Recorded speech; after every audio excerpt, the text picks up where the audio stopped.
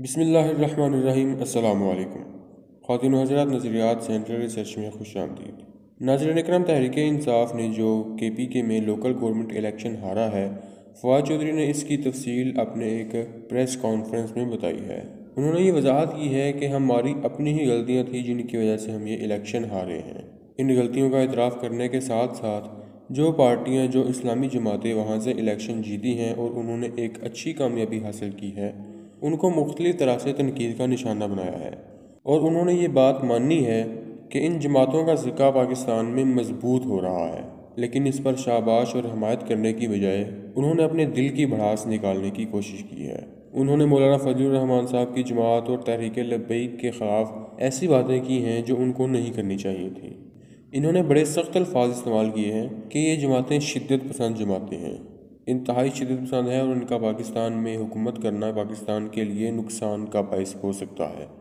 انہوں نے یہ کہا ہے کہ KPK کا اس جماعت نے ماضی میں بہت زیادہ نقصان کیا ہے، لیکن ناظرین کرام، آپ یہ بات موازنہ کر کے دیکھ سکتے ہیں کہ کس جماعت نے نقصان زیادہ کیا ہے، کس نے کم کیا ہے۔ فواد چودھری نے اپنی پارٹی کے الیکشن ہارنے کا ذمہ دار ہی اپنے آپ کو ہی ٹھہرایا ہے، اپنی جماعت کے لوگوں کو ہی ٹھہرایا ہے۔ انہوں نے انڈائریکٹلی یہ بات مانی ہے کہ ہماری جماعت کے اپنے ہی لوگوں میں ایسی ناچاکیاں ہیں کہ انہوں نے ایک ایک چیئرمین کی سیٹ کے لیے یا ایک بڑی یا چھوٹی سیٹ کے لیے 4-4 5-5 لوگ ہماری جماعت کے ایک دوسرے کے مخالفت میں الیکشن لڑتے رہے ہیں، اور جب 4-4 5-5 لوگ ایک ہی پارٹی کے الیکشن لڑیں گے تو الیکشن ہاریں گے ہی، اور کیا ہوگا۔ ناظرین اکرام، حالیہ دنوں میں جو KPK میں لوکل گورنمنٹ کے الیکشن PTI ہاری ہے، اس کی سب سے بنیادی وجہ یہ ہے کہ عمران خان کو اصل جو ہمارے حقائق ہیں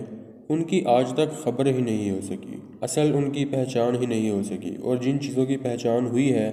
ان مسائل کو حل کرنے کے لیے انہوں نے ایسے لوگوں کو چنا ہے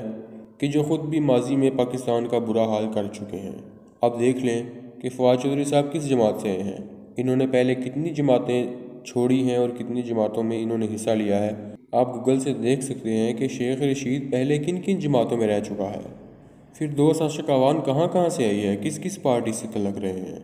یہ سارے لوگ ان جماعتوں سے ہیں کہ جن کی تحریک انصاف ہمیشہ مخالفت کرتی رہی ہے، اور جب تحریک انصاف کی مقبولیت پاکستان میں نارمل حد سے بڑھنے لگی تو یہ والے لوگ ان جماعتوں کو چھوڑ کر تحریک انصاف میں آ گئے اور پھر حکومت کا حصہ بن گئے۔ لیکن یہ بات ایک مسلمہ قانون ہے کہ کوئی بھی بندہ جو مخلص نہیں ہے، جو وقت کے ساتھ ساتھ اپنی جماعتیں اور اپنے لوگ، اپنی حمایت بدلتا رہتا ہے، وہ کسی بھی صورت میں پاکستان کے لیے فائدہ مند ثابت نہیں ہو سکتا۔ ہم یہ کہتے ہیں کہ پاکستان میں عوام کی حکومت ہے، لیکن اصل بات یہ ہے کہ پاکستان کی حکومت میں عوام کا ذرا برابر بھی ہاتھ نہیں ہے۔ یہ لوگ برادریوں کی بنیاد پر اور چھوٹی چھوٹی سہولتیں عوام کو دے کر ان کے بڑی بڑی حمایتیں حاصل کرتے ہیں، یعنی کسی محلے میں صاف پانی کا انتظام کر دینا اور گلی یا سڑک نالی پکی کروا دینا، اس طرح یہ لوگوں کی حمایت حاصل کرتے ہیں اور ان سے ووٹ لیتے ہیں،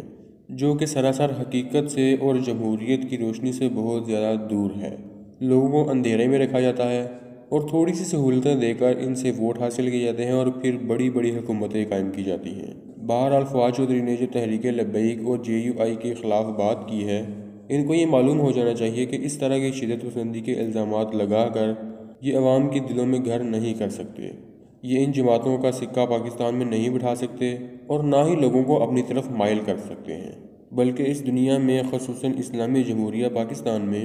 دینی جماعتوں کے خلاف اس طرح کی باتیں کرنے والی پارٹیوں کا نقصان اپنا ہی ہوتا ہے۔ ناظرین اکرام، اگر آپ کو ہماری یہ ویڈیو اچھی لگی ہے تو اس ویڈیو کو لائک کریں، ہمارے چینل کو سبسکرائب کریں اور ساتھ میں بیل آئیکن کو بھی دبا دیں۔ اس طرح ہماری مزید ریسرچ اور نیوز آپ تک پہنچتی رہے گی۔ السلام علیکم ورحمۃ اللہ وبرکاتہ۔